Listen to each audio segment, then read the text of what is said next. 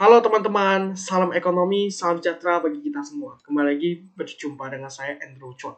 Nah, sebelumnya perkenalkan nama saya ya teman-teman, nama saya Andrew Chua. Saya berasal dari Sekolah Budi Dharma ya. Saya kini duduk di bangku kelas 2 SMA, saya jurusan IPS.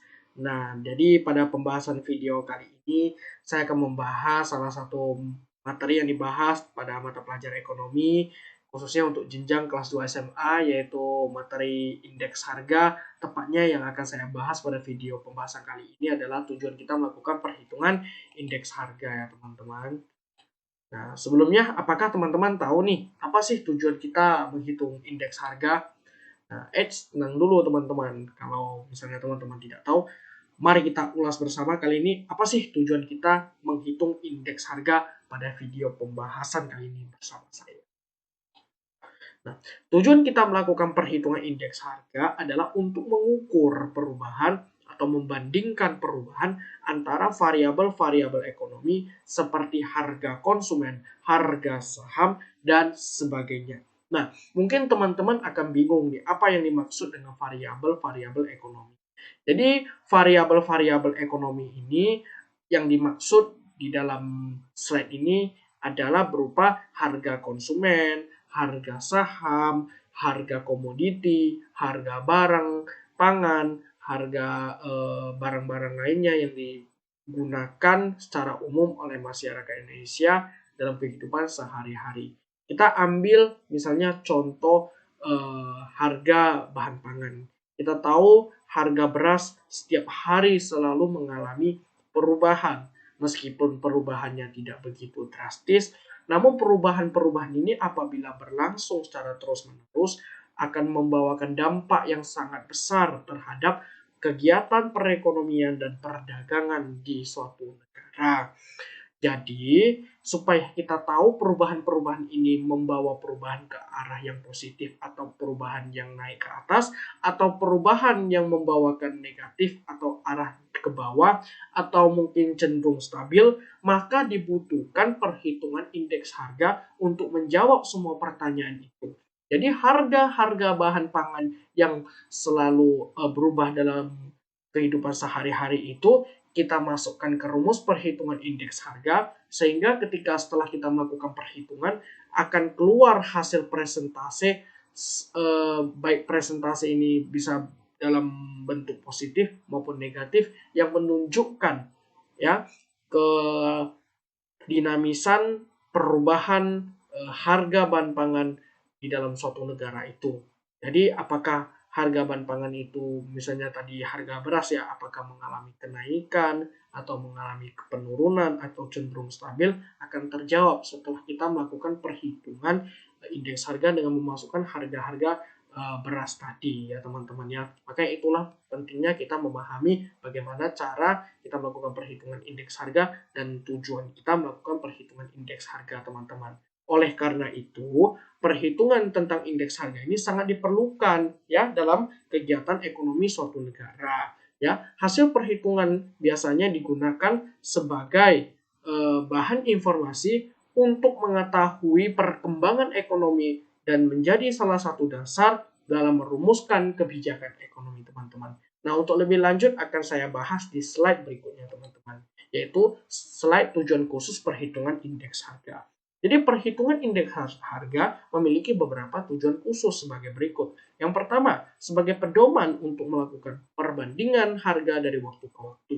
Jadi sebagaimana yang telah saya jelaskan di awal tadi ya teman-teman, kalau misalnya teman-teman mengerti perhitungan indeks harga, teman-teman memahami tujuan kita melakukan perhitungan indeks harga, maka teman-teman secara tidak langsung juga dapat memahami ya bagaimana perubahan atau teman-teman bahkan dapat membandingkan perubahan harga-harga ini dari waktu ke waktu ya. Harga-harga tersebut yaitu dalam bentuk variabel-variabel ekonomi yang telah saya jelaskan tadi teman-teman ya. Nah, yang kedua, sebagai petunjuk untuk mengukur perkembangan ekonomi secara umum. Jadi dengan kita melakukan perhitungan indeks harga ya teman-teman, kita dapat mengukur perkembangan ekonomi secara umum yang terjadi dalam suatu negara. Apakah keadaan ekonominya ini mengalami surplus, mengalami defisit, mengalami kestabilan ya dan mengalami resesi, inflasi, deflasi resesi dan sebagainya, krisis moneter dan sebagainya, itu semua akan terjawab dengan kita melakukan perhitungan indeks harga. Sehingga ketahuanlah bagaimana perkembangan ekonomi yang terjadi dalam suatu negara secara umum. Ya, terus yang ketiga sebagai gambaran perkembangan perdagangan pada periode tertentu. Jadi dengan kita melakukan perhitungan indeks harga ya teman-teman, kita dapat mengetahui gambaran perkembangan perdagangan yang sedang berlangsung di suatu negara. Apakah perdagangannya lancar, apakah kegiatan ekspor impornya lancar, atau apakah kegiatan perdagangan ini ada hambatan, semuanya akan terjawab, terbukti dari kita melakukan perhitungan indeks harga yang tadi teman-teman ya.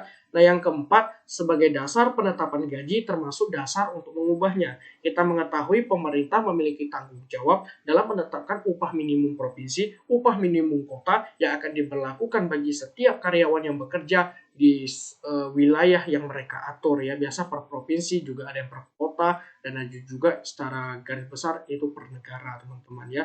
Nah demikian juga para pengusaha. Pengusaha harus melakukan perhitungan indeks harga dan memahami bagaimana cara untuk melakukan perhitungan indeks harga supaya ketika mereka para pengusaha ini memberikan gaji kepada para karyawannya ini tidak akan merasa rugi, tidak akan merasa apa yang mereka kerjakan tidak sepadan dengan yang mereka terima, juga sekaligus dapat meningkatkan taraf hidup para karyawannya ya, dapat menyejahterakan karyawannya dan dapat memenuhi kebutuhan semua karyawannya. Dan itu penting teman-teman ya, supaya meningkatkan kualitas para pengusaha tersebut sebagai seorang pengusaha yang adil, jujur, dan memahami kondisi perekonomian yang terjadi di wilayah perdagangan mereka. Maka dari itu penting yang melakukan perhitungan indeks harga bagi para pengusaha maupun bagi pemerintah teman-teman ya. Nah yang kelima, sebagai gambaran daya tukar petani. Kita ketahui teman-teman bahwasanya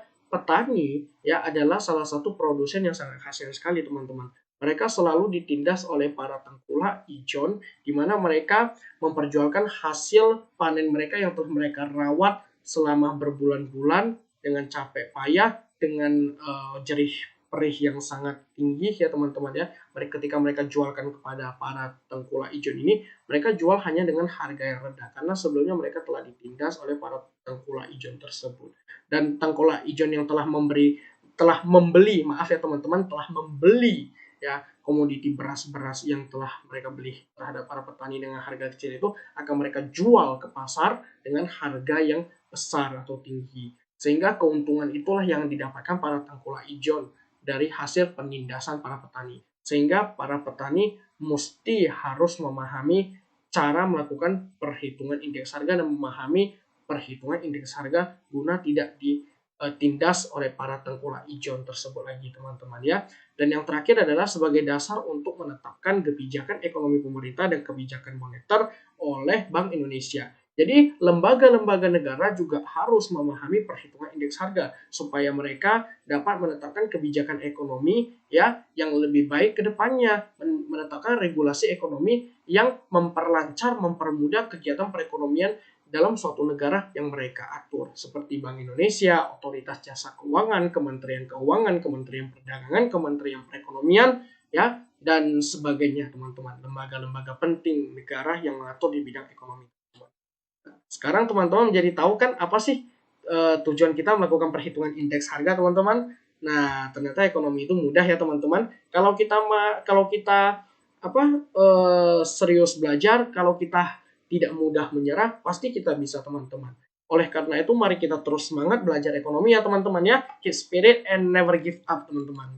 Nah, terima kasih atas perhatian teman-teman. Saya mohon maaf apabila ada kesalahan ketika penyampaian materi tadi. Semoga membawakan manfaat, nilai-nilai positif bagi teman-teman. Tetap jaga kesehatan dan selalu berdoa ya teman-teman ya. Sampai jumpa teman-teman. Dadah. Salam ekonomi dan terus semangat menggali ilmu lebih dalam lagi, terutama mata pelajaran ekonomi. Salam ekonomi.